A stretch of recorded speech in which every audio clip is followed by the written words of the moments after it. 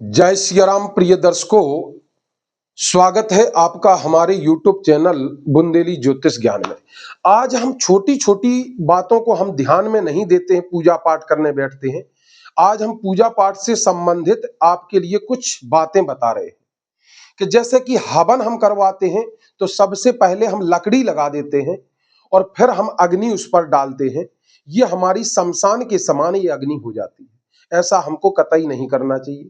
दूसरा है कि हम घर में अपने पूजा पाठ करते हैं और पूजा पाठ करने के बाद में हम सीधे खड़े हो जाते हैं और हम अपनी आसन पर जब तक हम जल ना डालें नीचे आसन पर और उस जल को मस्तक से ना लगाएं, तब तक हमको पूजा पाठ करने का फल प्राप्त नहीं होता है। तो कोई भी आप पूजा पाठ करते हैं, कहीं भी करते हैं, हवन करते हैं, कुछ भी, तो जरूर थोड़ी सा जल आसन पर नीचे डालें और मस्तक से लगाएं और बोले ओम इंद्राय नमः, ओम शक्राय नमः। ये शब्द बोल करके आप खड़े हो जाएं तो आपको पूजा पाठ का फल निश्चित ही पूरा मिलता है। आप अपने घर में एक शंख और एक घंटी होती है गरुड़, ये जरूर रखनी चाहिए पूजा स्थान में। और शंख में जल भर करके जो भी आप देवी देवताओं को मानते हैं उन देवताओं के ऊपर 5 बार उतारा, उसमें जल भर के ऐसे उतारा करके सारे घर में छिंटा लगाना चाहिए प्रतिदिन अपने घर में। तो इससे भी हमारे घर में सुख शांति और समृद्धि बनी रहती है। ये उपाय हमको डेली करना चाहिए। और भी हम आपके लिए उपाय बता रहे हैं कि जो नित्य प्रतिदिन हम पूजा करते हैं, व्रत करते हैं, उनके भी, जैसे कि हम व्रत करते हैं तो कोई भी व्रत है तो ऐसा नहीं है कि कल सोमवार है या एकादशी है, एकादशी का व्रत करना, कल एकादशी है शुरू कर दिया, सोमवार है शुरू कर, ऐसे नहीं।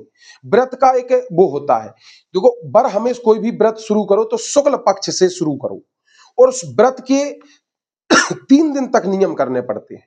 क्या है कि बृहस्पतिवार का या एकादशी कोई भी व्रत आप करते हो तो जिस दिन वो व्रत है उससे एक दिन पहले और उसके बाद में एक दिन बाद तक इसके नियम होते हैं। आपको क्या करना है कि बृहस्पतिवार का आप व्रत कर रहे हैं तो बुधवार, बृहस्पतिवार और शुक्रवार 3 दिन लहसुन प्याज नहीं खाना चाहिए। क्योंकि यदि बुधवार को आपने खा लिया तो वो पेट में रह जाएगा, वो व्रत आपका नहीं मान्य होगा। यदि आपने सारे दिन व्रत किया, बृहस्पतिवार को, शुक्रवार को लहसुन प्याज खा लिया, हमारे घर में हमारे अंदर, शरीर के अंदर भगवान का वास हो जाता है। व्रत करने से भगवान के निकट रहते हैं, उनका ध्यान करते हैं, पूजन मगन रहते हैं। और हम इतने दिन, पूरे दिन भूखे रहने के बावजूद भी, और जब भगवान पराणय करने का समय आया तो हमने क्या किया, हमने लहसुन प्याज खा लिया, तो उससे हमारे सारे फल नष्ट हो जाते हैं। इसीलिए हमको 3 दिन तक लहसुन प्याज नहीं खाना चाहिए। और कोई भी व्रत करने से पहले हमको उसका संकल्प लेना चाहिए। संकल्प कैसे कि हमारा नाम गोत्र, जैसे कि आपने कहा कि हमारे लिए पैसे आप डाल दीजिए हमारे खाते में, तो आपको अकाउंट नंबर तो देना पड़ेगा नहीं। तो ऐसे ये संकल्प होता है कि हमारा नाम और गोत्र ये अकाउंट नंबर होते हैं। अपना नाम गोत्र बुलवा करके संकल्प करके उस व्रत को कीजिए। और व्रत, क्योंकि कोई भी काम किया जाता है तो कामना से किया जाता है, वो कामना अपने मन में धारण कीजिए और ब्राह्मण को बताइए किस कामना के लिए हम ये संकल्प कर रहे हैं।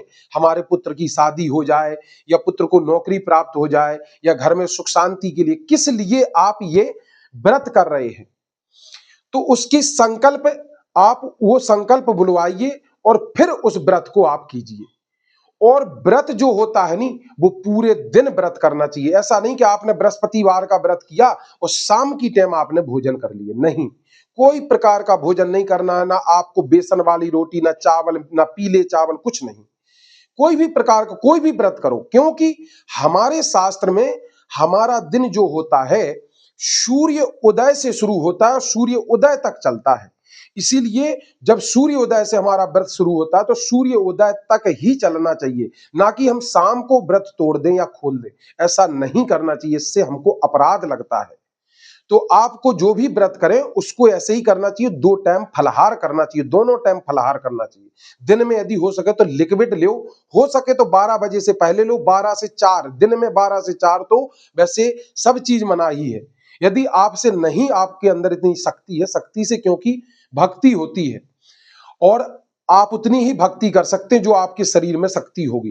तो आपका शरीर नहीं आपके लिए इतना करने दे रहा, तो आप लिक्विड, फल, जूस वगैरह आप ले सकते हैं।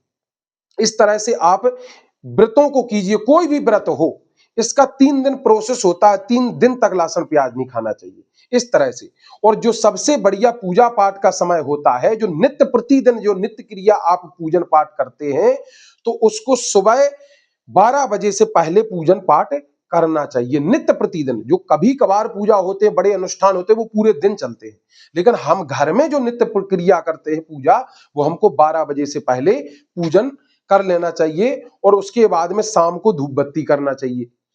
और यदि 12 से 4 के मध्य में यदि हम कोई पूजा पाठ करते हैं तो उसका कोई फल हमको प्राप्त नहीं होता है। इसलिए आप इन नियमों से आप अपने पूजा पाठ कीजिए अपने, क्योंकि पहली बात तो आसन होती है, आसन बासन अनुशासन प्रशासन। तो आप आसन का विशेष ध्यान दीजिए। आसन पर जब आप पूजा पाठ करने बैठे तो आप एक जल का पात्र जरूर भर करके बैठे। और जब भी आप किसी से कोई माला जप कर रहे हैं, कोई मंत्र जप कर रहे हैं या कुछ भी कर रहे हैं, तो कोई बीच में यदि आपने शब्द बोल दिया है तो आप पहले आचमन जरूर करें, क्योंकि वो शब्द आपको बोलने के बाद में आचमन करना चाहिए। या हमारे शरीर से कोई प्रकार की गैस निकल रही है तो हमको अपने शरीर को शुद्ध करना चाहिए, इसलिए अपने बगल में जल का पात्र रखना चाहिए। कभी भी हम पूजा पाठ करें तो जल का पात्र हमारे पास होना चाहिए। जय सिया राम। आपको समझ में आया होगा, और यदि हमारी आपको वीडियो अच्छी लगी हो तो सब्सक्राइब लाइक जरूर करें। धन्यवाद।